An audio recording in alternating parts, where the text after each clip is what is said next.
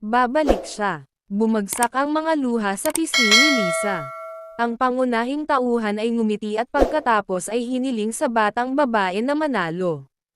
Bakas sa mukha ng babaeng maputi ang buhok.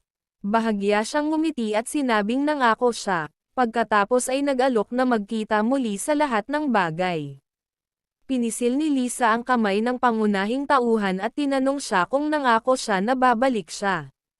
Ang kalahati ng katawan ng pangunahing tauhan ay nababalot ng yelo, na may kumukupas na ekspresyon sa kanyang mukha. Sinabi niya na pagkatapos silang apat ay pupunta upang makita ang mundo ng magkasama. Napapikit si Kaiz, napapikit si Pride at nagsimulang umiyak. Hawak ng dalawang kamay ni Lisa ang palad ng pangunahing tauhan at ngiting may luha sa pisngi. Iniulat niya na katabi niya ang pangunahing tauhan hanggang sa magising ito. Ang pangunahing karakter ay ipinikit ang kanyang mga mata at ngumiti, at pagkatapos ay sinabi na ipinangako niya na ganap na sakop ng yelo ang bida. Ang kanyang kamalayan ay nakuha sa malamig na pagkakahawak ng kamatayan at isang pakiramdam at kawalan ng laman, tulad ng pagsisad sa isang latian. Ang mga alon ay lumulutang sa madilim na asol na tubig. Ang pangunahing tauhan ay natatakpan ang ulo. Iniisip niya kung hindi niya nakita ang katotohanan sa pamamagitan ng 7-star magic system. Naglaslas si Lisa, at isang bughaw na alon ng enerhiya ang nagmumula sa kanyang espada.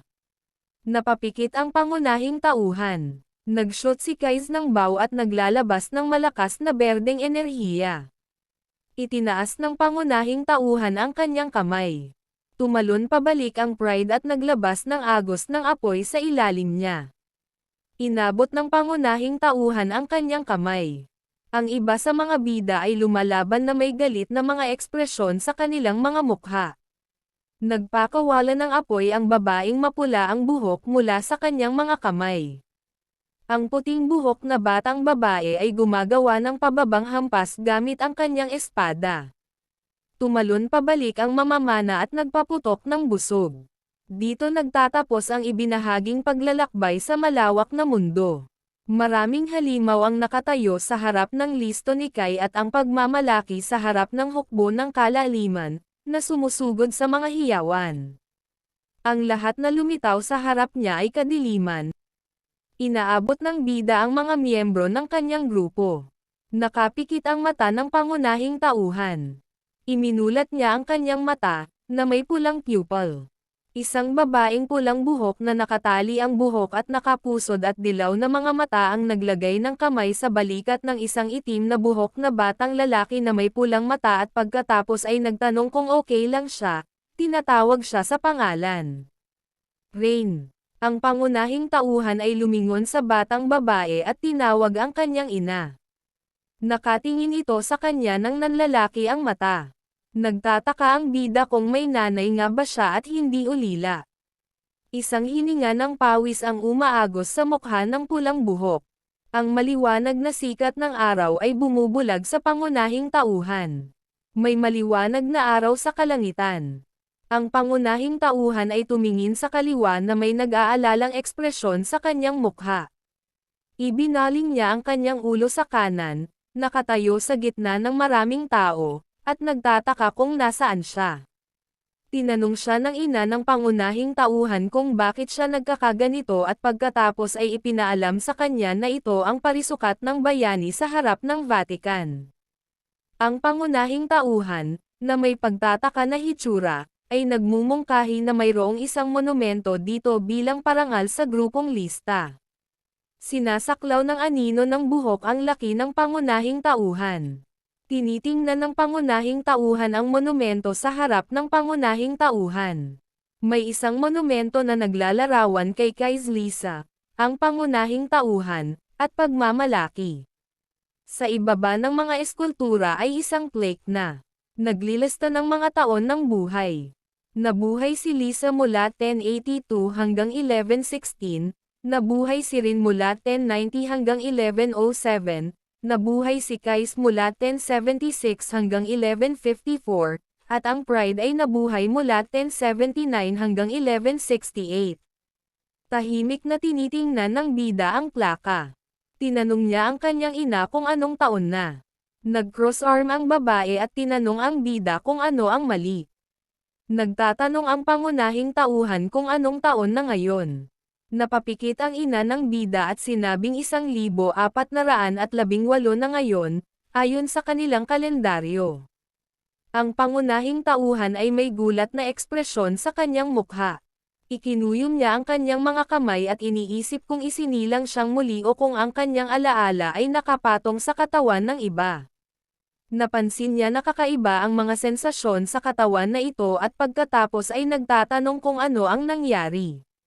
Naaalala niya ang tawa ni Lisa, ang pagkalasing ni Kez, pagmamalaki, at usok ng sigarilyo. Idinilat ng bida ang kanyang mga mata at naisip na ang mga araw na ito ay talagang 300 taon na ang nakalilipas. Mga butil ng pawis ang tumutulo sa kanyang mukha. Tinanong niya kung nanalo sila sa huling labanan, at pagkatapos ay iniisip na ito ay isang walang kabuluhang tanong. Sinasala ng sikat ng araw ang mga eskultura. Naisip ng pangunahing tauhan na kung mayroon sila ay nagpatayo sila ng monumento kaya naman napakapayapa ng langit ngayon. Ipinatong ng ina ng pangunahing tauhan ang kanyang kamay sa kanyang pisngi at tinanong ang pangunahing tauhan kung bakit niya sinasabi ang mga halatang bagay. Iniulat niya na sinasabi nila na kung aakyat ka sa Vatican Tower ngayon, makikita mo ang nagyelo na labi ni Lord Rin. Ang pangunahing tauhan, na may nakababang tingin, ay tumugon na naiintindihan niya. Iniisip niya kung ang ibig sabihin nito ay kinuha na niya ang katawan ng isang tao. Ang sikat ng araw ay nagbibigay liwanag sa gusali. Sinabi ng ina ng pangunahing tauhan na si Lady Lisa ay nanatili sa tabi ni Lord Rin hanggang sa siya ay pumanaw. Sinabi niya na ito ay napakaganda at napakalungkot, at pagkatapos ay tinanong ang pangunahing tauhan kung ano ang kanyang iniisip. Nakatingin ang babaeng may pulang buhok sa bida. Natawa ang pangunahing tauhan. Tinanong ni nanay ang pangunahing tauhan kung bakit siya tumatawa dahil ito ay isang malungkot na kwento. Tumingin ang bida sa kanyang kamay. Bakas sa mukha niya ang malungkot na ekspresyon. Naaalala niya kung paano hinawakan ng babaeng maputi ang kanyang kamay bago ito mamatay. Nakakagulat na sabi niya na tinupad niya ang kanyang pangako. Tinatawag ng babaeng mapula ang buhok sa pangalan ng pangunahing tauhan. Ang pangunahing tauhan ay lumalapit sa tanda. Inabot niya ang karatula at sinabing may hindi pa rin tumiyupad sa kanyang pangako. Binaba niya ng kaunti ang kamay niya. Umiiyak ang pangunahing tauhan at sinabing hindi niya ito mapigilan. Isang luha ang bumagsak sa lupa. Ang pangunahing tauhan ay nagbabasa ng libro at sinabi na hindi niya alam kung ano ang sinabi ng dalawa tungkol sa kanya, ngunit siya ay naging isang makasaysayang figure. Naisip niya na ang emperador ay personal na nagtayo ng isang monumento para sa kanya, at maraming mga tore at mga pamilya ng mago ang iginagalang siya bilang isang santo. Ang ina ng bida, na may hawak na tasa ng tsaa, ay nakatingin sa bida na may nag-aalalang ekspresyon sa kanyang mukha. Binuksan ng pangunahing tauhan ang mga pahina ng libro at iniisip kung ano ang iniwan sa kanya ng nakaraang 300 taon. Naisip niya na ang natitira na lang niya ay mga mahiwagang alaala ng paglalakbay sa maraming lugar. Isang malaking uod na halimaw ang humahabol sa mga miyembro ng grupo. May pulang ibon sa ulo ng pangunahing tauhan. Ang grupo ay napapaligiran ng maraming dilaw na ibon. Naisip ng pangunahing tauhan na ang mga mukha ng kanyang mga kasama, nang umitinang. Maliwanag sa mga alaalang ito, ay naging mga alamat, hindi mga alaala. Ang bida ay nagbukas ng isang libro na nagpapakita ng isang halimaw na uod at isang pulang ibon. Naaalala niya ang pag-upo sa tabi ni Lisa at iniisip na minsang sinabi nito na ang mga sandali ay nagiging alaala lamang kapag may kasama sila. Kaya ang mga alaala niya ay hindi pa alaala. Si Kai, na may bag sa likod, ay ipinatong ang palad sa ulo ng pangunahing tauhan at umiiyak. At tumingin si Lisa sa bida at sa mamamana na may ngiti sa labi. Naisip ng bida na hanggang sa mamatay siya at makilala sila, mananatili silang hindi magkakahiwalay. Ang pangunahing tauhan ay tumitingin sa libro at iniisip na ang mga alaalang ito na dapat niyang mamuhay ng mag-isa ay parang isang hindi nasagot na echo. Dinadala siya ng ina ng pangunahing tauhan ng isang tasa ng tsaa sa isang platito. Iniabot niya ang platito sa kanyang anak. Ang pangunahing tauhan, na may ngiti sa kanyang mukha, ay iniabot ang kanyang kamay sa tasa. Akala niya wala na ang mga kasama niya pero umalis na sila sa mundong ito. Ang bida ay kumukuha ng platito at isang tasa. May usok na nagmumula sa tsaa. Ang pangunahing tauhan ay nagtataka kung ano ang dapat niyang gawin ngayon. Tumingin siya sa tasa ng tsaa. Naalala niya si Lista. Ibinuka ng pangunahing tauhan ang kanyang mga mata. Naisip niya na may gagawin pa. Hinati ng Holy People Empire ang Magician class sa 7 level. Isang maliwanag na liwanag ang nagmumula sa ulo ng isang lalaking nakasuot ng asol na damit at may tungkod sa kanyang kamay. 1-star normal mage Bendorian, 2-star average mage Limites, 3-star high mage Atlas, 4-star elite mage Glottos, 5-star Grand Mage Aquazad, 6-star Sage Rampage, at 7-star Sage Shinseiji. Ang pangunahing karakter ay umabot sa antas ng isang 5-star mago. 2 tao lamang sa buong kasaysayan ng imperyo ang nakaabot sa antas na 6 na bituin. Kilala bilang isang pantas. Ang imahe ng pangunahing tauhan ay may hawak na isang tungkod sa isang kamay, at sa kabilang banda, siya ay tumutuon ng apoy. Tinawag siya ng ina ng bida na may dalang bag sa kamay. Naisip ng pangunahing tauhan na kung hindi niya iniwan si Lisa, malamang na umabot na siya sa 6 na bituin, pagkatapos ay tumanda at namatay. Pero pagsisisihan niya ito sa buong buhay niya. Naalala niya kung paano inilapit ng babaeng maputi ang buhok para makipagkamay. Ang pangunahing tauhan ay nakatayo sa tabi ng isang bookshelf. Naisip niya na kahit na may isang tao na maibabalik ang oras, aalis siya para maglakbay kasama siya ng paulit-ulit. Pero ngayon wala na si Lisa. Kasama ni Lisa ang pangunahing tauhan. Nakangiti ng same time ang puting buhok. Inakala ng bida na sana ay mapuno ng tawanan ang mundong ito. Sinundan ng bida ang kanyang ina at iniisip na ito ang mga salita ni Lisa.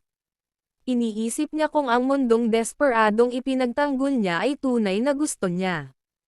Idinagdag niya na ang mga umabot sa dulo ng mahika, iyon ay, katotohanan, ay makikita ang tunay na mukha ng mundo. Kaya sa buhay na ito, dapat siyang maging 7-star magician. Huminto ang bida at ikinuyom ang kanyang mga kamay sa mga kamao. Tinitingnan niya ang estatwa kasama ang isang grupo ng mga bayani at iniisip na, upang makatakas mula sa kalungkutan at kawalan na ito, susubukan niya. Si Lisa, na namumula ang mga pisngi at isang masayang ekspresyon sa kanyang mukha, ay sinenyasan si Rin na tingnan ang bulaklak. Ang pagmamataas, na may hawak na tubo, ay nagsabi na ang pagpapakita nito sa isang walang kagandahang brat na tulad ni Rin ay mukhang masyadong romantiko.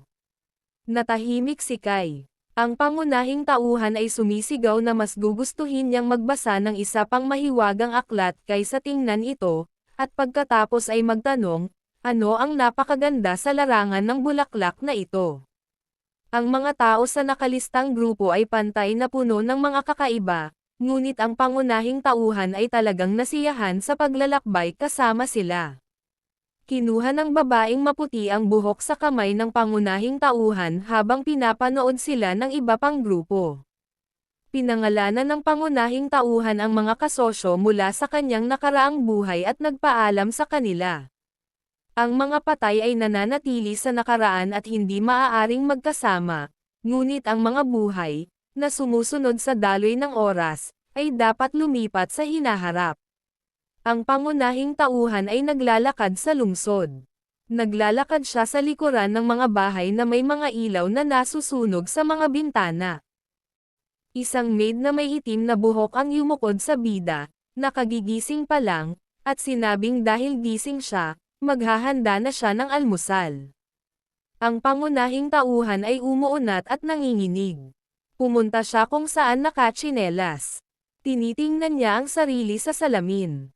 Naglalakad siya sa koridor at naisip na ang mga alaala ng kanyang lumang buhay ay bumalik sa 9 na taong gulang na layaw na batang ito. 20 araw lamang ang nakalipas. Salamat po sa panonood.